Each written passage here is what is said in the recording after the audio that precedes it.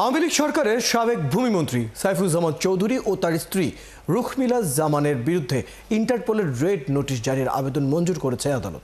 চট্টগ্রামের অতিরিক্ত দায়রা জজ আব্দুর রহমানের আদালতে এই রায় দেওয়া হয়। শনিবার রাতে রুখমিলা জামানের ড্রাইভারের দেওয়া তথ্য অনুযায়ী অবৈধ সম্পদ থাকার 23 বস্তা নথি পাওয়ার পর আদালত এই নির্দেশ দেয়। আরও জানাচ্ছেন রাজীব বড়ুয়া। গত 24শে জুলাই দুদকের পক্ষ থেকে সাবেক ভূমিমন্ত্রী, তার স্ত্রীসহ 31 জনের বিরুদ্ধে ইউসিবিএল ব্যাংক থেকে নাম সর্বস্ব প্রতিষ্ঠানের নামে 25 কোটি টাকা আত্মসাৎ ও বিদেশে পাচারের অভিযোগে মামলা করা হয়। এই মামলায় তাদের ঘনিষ্ঠ দুজনকে গ্রেফতারের পর তাদের দেওয়া তথ্যের ভিত্তিতে অভিযান চালায় দুদক। অভিযান চালানো হয় চট্টগ্রামের শিকলবাহা এলাকায় সাবেক ভূমিমন্ত্রীর স্ত্রী রুখমিলা জামালের গাড়ি চালক ইলিয়াস ও তার প্রতিবেশী ওসমানের বাসায়। সেখান থেকে জব্দ করা হয় 23 বস্তা নথি।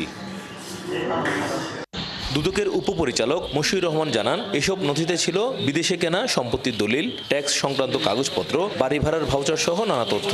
এই তথ্য সাইফুজ্জামান চৌধুরীর ট্যাক্স ফাইলে ছিল না। আমরা 2-1টা টেস্ট কেস খুলছিলাম, তো টেস্ট বেসিস খুলে দেখলাম যে সাইফুজ্জামান চৌধুরী বিদেশে যে সম্পদগুলো অর্জন করছে, এই সম্পদগুলোর মালিকানা, সম্পদগুলোর ভাড়া আদায়, সম্পদগুলোর যে বিভিন্ন ব্যয়ের তথ্য, এই তথ্যগুলো ওখানে রয়েছে। সকালে জব্দ করা কাগজ চট্টগ্রাম মহানগর অতিরিক্ত দায়রা জজ আদালত 2-এর বিচারক আব্দুর রহমানের আদালতে নেওয়া হয়। দুদক কর্মকর্তারা আদালতে তাদের নামে ইন্টারপোলে রেড নোটিশ জারির আবেদন করেন। আদালত এই আবেদন মঞ্জুর করেন। সাইফুজ্জামান চৌধুরী জাবেদ তার এই অবৈধভাবে অর্জিত সম্পদসমূহ ট্রান্সফারের জন্য স্টেপ নেন। তখন দুর্নীতি দমন কমিশন এই পাচারকৃত অর্থ ফেরত আনতে হলে দুর্নীতি দমন কমিশনকে অবশ্যই তার এই যে সে ট্রান্সফার বিক্রির জন্য যে উদ্যোগ গ্রহণ করেছেন এটা বন্ধ করতে হবে।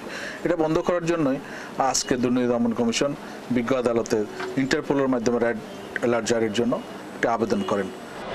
বিদেশে পাচার হওয়া অর্থের উৎস, গন্তব্য এবং সম্পদ মালিকানার বিস্তারিত তথ্য এখন খতিয়ে দেখছে দুদক। উদ্ধার হওয়া নথি যাচাই বাছাই শেষে আরও চাঞ্চল্যকর তথ্য বেরিয়ে আসতে পারে বলে মনে করছেন কর্মকর্তারা। রাজীব বড়ুয়া, 71, চট্টগ্রাম।